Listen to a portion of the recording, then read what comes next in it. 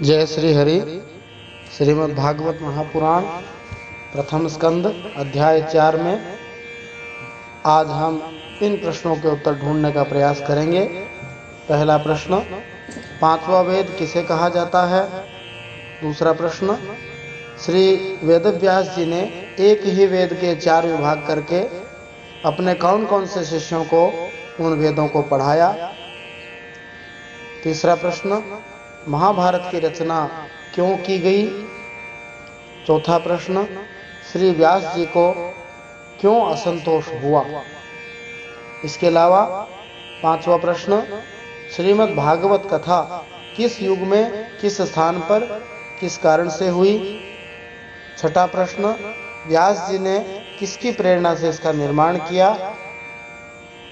सातवां प्रश्न, परीक्षित महाराज ने अपने राज्य का त्याग करके गंगा तट का आश्रय क्यों लिया? प्रारंभ के 4 प्रश्नों का उत्तर इस अध्याय में है। बाद के 3 प्रश्नों का उत्तर अगले अध्याय में मिलेंगे। जय श्री हरि। श्रीमद् भागवत महापुराणम प्रथम स्कंध अथ चतुर्थोध्यायः। चौथा अध्याय, महर्षि व्यास का असंतोष। व्यास जी कहते हैं, उस दीर्घकालीन सत्र में सम्मिलित हुए मुनियों में विद्या वयोवृद्ध कुलपति दिग्वेदी शौनक जी ने सूत जी की पूर्वोक्त बात सुनकर उनकी प्रशंसा की और कहा, व्यास उवाच इति ब्रुवाणं संस्तूय मुनीनां दीर्घसत्रिणां वृद्धाः कुलपतिः सूतं बभ्रचः शौनको ब्रवीत्। शौनक जी बोले, सूत जी, आप वक्ताओं में श्रेष्ठ हैं तथा बड़े बड़े भाग्यशाली हैं। जो कथा भगवान श्री सुखदेव जी ने कही थी वही भगवान की पुण्यमयी कथा कृपा करके आप हमें सुनाइए। शौनक उवाच सूत सूत महाभाग वदनो वदतां वर कथां भागवतीं पुण्यां यदा है भगवान शुकः।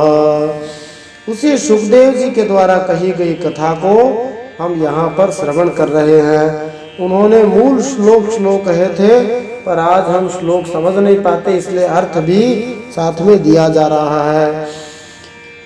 शौनक जी ने कहा, पूछा, वह कथा किस युग में, किस स्थान पर, किस कारण से हुई थी? मुनिवर श्री कृष्ण द्वैपायन ने किसकी प्रेरणा से इस परमहंसों की संहिता का निर्माण किया था? सुखदेव जी तो बड़े योगी, समदर्शी, भेदभाव रहित, संसार निद्रा से जगे एवं निरंतर एकमात्र परमात्मा में ही स्थिर रहते हैं। वे छिपे रहने के कारण मूढ़ से प्रतीत होते हैं।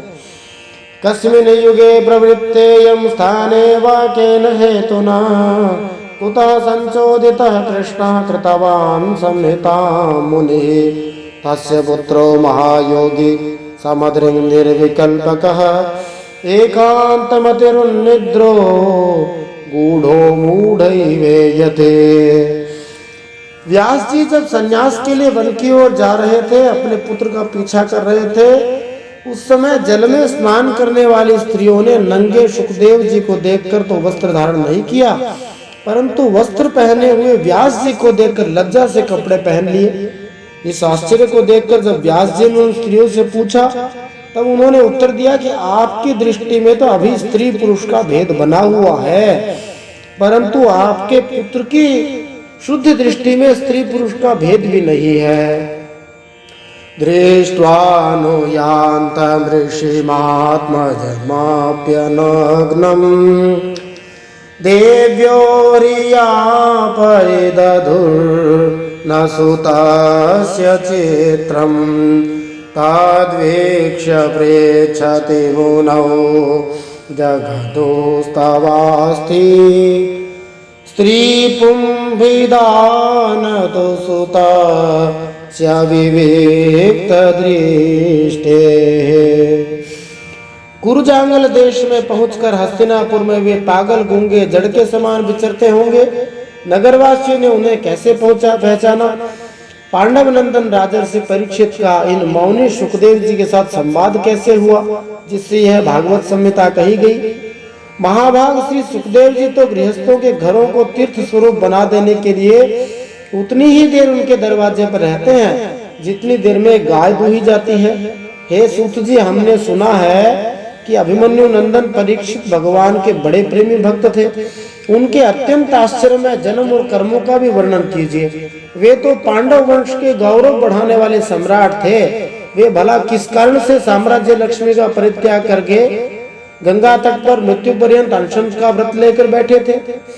कथा कथमालक्षितः पौरैः सम्प्राप्तः कुरु जांगलान् उन्मत्तमूक जडवद् विचरन् गजसाभये कथं वा पाण्डवे यस्य राजर्षेर्मुनिना सह संवादः समभूत्तात यत्रैषा सात्वती श्रुतिः सगोदोहनमात्रं हि गृहेषु गृहमेधिनाम् अवेक्षते महाभागस्तीर्थी कुर्मस्तदाश्रमम् अभिमन्युसुतं सूत प्राहुर्भागवतोत्तमं तस्य जन्म महाश्चर्यं कर्माणि च गृहीणीहिनः ससम्राट् कस्य वा हेतुः पाण्डूनां मानवर्धनः प्रायोपविष्टो गंगायाम् अनादृत्याधिराट् श्रियम्।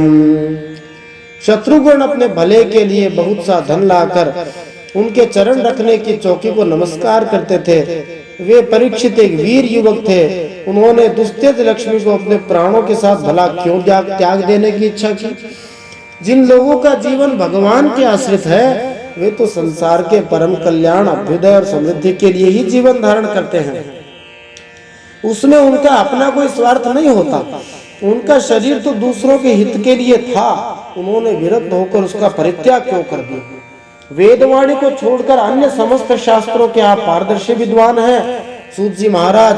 इसलिए इस समय जो कुछ हमने आपसे पूछा है वह सब कृपा करके हमें कहिए।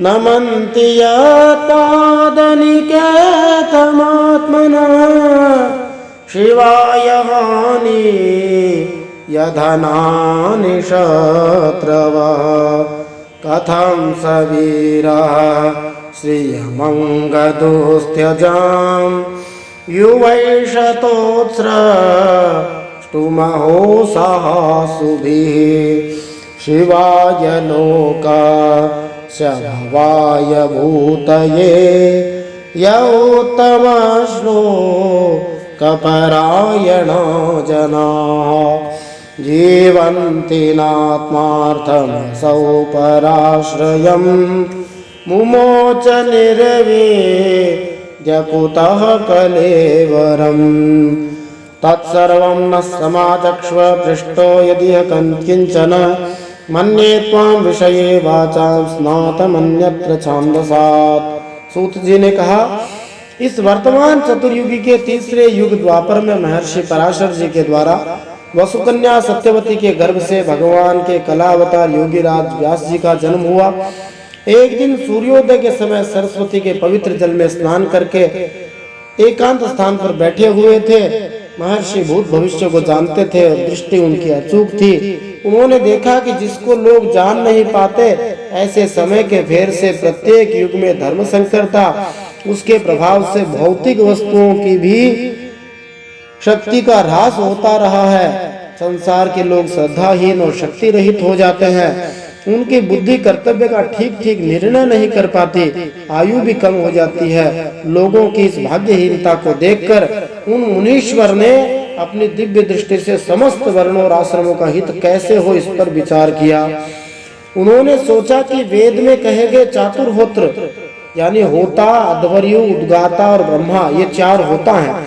इनके द्वारा संपादित होने वाले अग्निष्टोम आदि यज्ञ को चातुर्होत्र कहते हैं। तो उन्होंने सोचा कि वेदोक्त चातुर्होत्र कर्म लोगों का हृदय शुद्ध करने वाला है। इस दृष्टि से यज्ञों का विस्तार करने के लिए उन्होंने एक ही वेद के 4 विभाग कर दिए। व्यास जी के द्वारा ऋग्वेद, यजुर्वेद, सामवेद और अथर्ववेद, इन 4 वेदों का उद्धार पृथक्करण हुआ। इतिहास और पुराणों को 5वां वेद कहा जाता है। सूतोवाच द्वापरे समनुप्राप्ते तृतीये युगपर्यये जातः पराशराद् योगी वासव्यां कलया हरेः स कदाचित् सरस्वत्या उपस्पृश्य जलं शुचिः विविक्त देशासीन उदिते रविमण्डले परावरज्ञः सरिषे कालेनाव्यक्तरंहसा युगधर्मव्यतिकरं प्राप्तं भुवि युगे युगे भौतिकानां च भावानां शक्तिराशं तच्च तत्कृतम् अश्रद्धधानान्निसत्त्वान् दुर्मेधान् रसितायुषः दुर्भगाश्च जनान् वीक्ष्य मुनिर्दिव्येन चक्षुषा सर्ववर्णाश्रमाणां यद् दध्यौ हि तममोघदृक् चातुर्होत्रं कर्म शुद्धं प्रजानां वीक्ष्य वैदिकं यदधाद्यज्ञसन्तत्यै वेदमेकं चतुर्विधं ऋग्यजुःसामाथर्वाख्या वेदाश्चत्वार उद्धृताः इतिहासपुराणं च पंचमो वेद उच्यते। उन्होंने ऋग्वेद के पहले सामगान के विद्वान जैमिनी, यजुर्वेद के एकमात्र स्नातक वैशंपायन हुए, अथर्ववेद में प्रवीण हुए तरुण नंदन सुमंतु, इतिहास और पुराणों के स्नातक मेरे पिता रोमहर्षण थे।